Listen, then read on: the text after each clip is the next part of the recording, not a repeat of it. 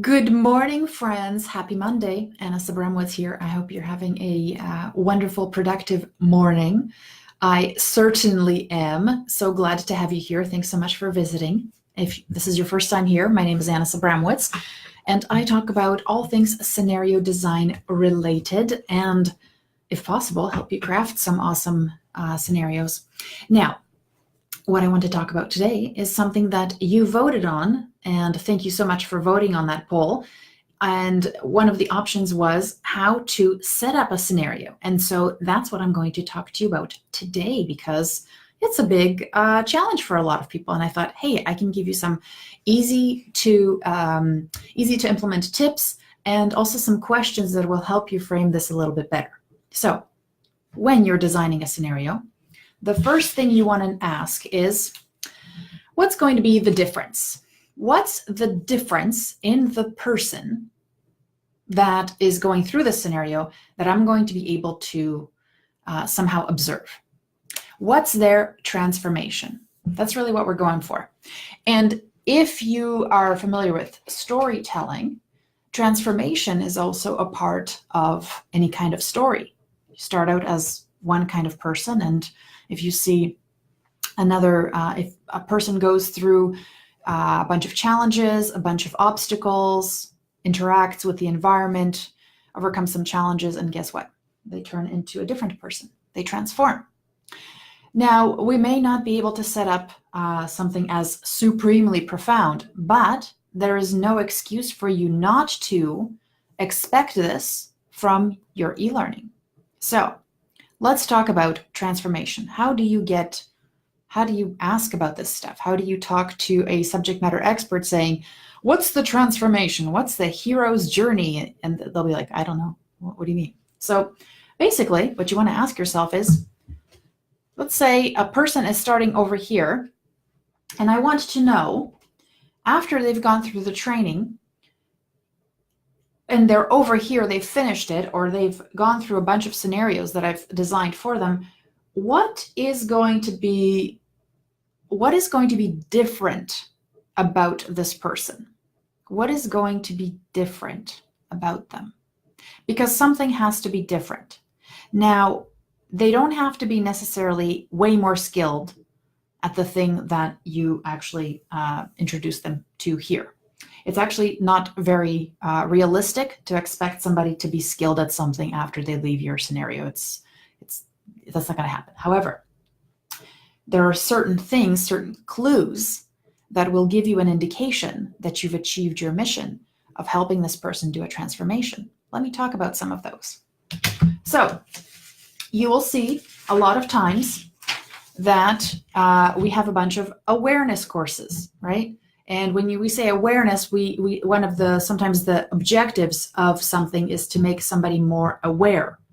And the reason awareness, it's weird because awareness is, we all think, well, awareness is kind of, nebulous. I don't really know what that means when somebody's aware, but it seems to pop up everywhere. So what do we do about that? Well, easy. Awareness. We want them to be aware. Okay, so how do I know you are aware? Somebody goes through our training, they go through a sequence of scenarios, or something is, they're going through some sort of an experience. In the beginning, they're not aware. At the end, they're aware. How can I tell the difference between people who have gone through this and who have not? And so what you're looking for is some kind of observable behavior or action. And one of the things that you have to think about is awareness is not necessarily, it's not a bad thing, but you have to find a way to contextualize it so you can measure, or at least have some indication if your intervention was in some way successful. So sometimes awareness can be simply somebody at let's say somebody's unaware of that they're, let's say they're culturally incompetent. So they'll walk into any situation and they have no clue what's going on. They'll come in with bias. They'll come in with assumptions, right? Completely culturally unaware. We move them to from culturally unaware to culturally aware. What does a culturally aware person do? So one of the things that's difficult for us to, let's say, simulate on a computer is what a person like this would do in real life, right? Like, it's not like I'm going to be able to follow them with a camera and be like, oh, look, they're culturally aware. However, keeping this in mind, the behavior I should be able to observe, you could say, okay, this person starts out culturally unaware, but they finish culturally aware. The transformation is cultural awareness. And for me, when I talked to the subject matter expert, they said when they return to work and they're in their day-to-day work, what they do is they ask more open-ended questions. What they do is, instead of jumping to conclusions, they'll listen first, or they'll listen longer. And so what that is a beautiful thing, why that is a beautiful thing, is because when you can perceive and you can discover what the transformation needs to be, that gives you a clue as to the kinds of scenarios you should be able to put in here, because it helps this person practice those kinds of situations that you want them to be working through better in real life.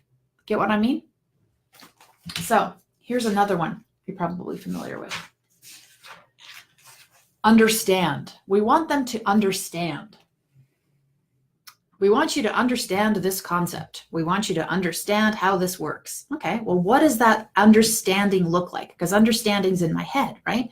So you got to say, okay, the same question. Somebody is starting out not understanding. They start our program. They go through it, and then you see them a week later, and you're like, okay, I know this person has gone through that training. How do you know? What are they doing? What's the understand part? And so the SME could say, they're actually just, instead of jumping to helping the customer out first, they actually go just to double check the reference manual first, because they understand that the information changes, or they understand that they don't have all the info. So what are the telltale signs this is happening? Guess what your scenarios are going to be about? Customer comes in. What do you do? Asks a question. Answer the question, or delay a bit longer and check in the manual. Maybe you look foolish, but at least you have the right answer, right? Like, those now become the fodder for your scenarios. Tricky, sneaky, awesome. All right. Define. This one is everywhere. We want you to define what this is. Well, cool. All right. Sometimes actually asking this question is going to prove to, basically that you are not needing to define anything. However, knowing the difference between two things, knowing the difference between when somebody is being sarcastic versus when somebody's being aggressive, those are important things. So what you want to do, or knowing when you have a table versus a desk, those are, being able to define those two things is great. But what you want to help the learner do is put that idea in context of when they'll be when being able to define this, as in having the knowledge what it is, will actually help them make a better decision. So what you would ask about define, let's say a person will be able to define what this is. Then you say, okay, so when does knowing the difference between this and other things actually come in handy? So tell me a situation when this will help me. Sometimes it doesn't matter. If it doesn't matter, get rid of it. Just add a little searchable thing on the internet so that people can find the definition and give them examples. But if knowing the difference between two things is very important, find that situation so that you can create a scenario around it. This one's a little bit different. And also, instead of having people learn the definition of something, don't teach them the definition, not up front. Just have them make the decision where actually knowing the definition is important. Let them mess it up, and then they can go and look up the definition or provide it to them so that they know exactly why this is important information, why the distinction between two things or three things or four things is important. And that is useful.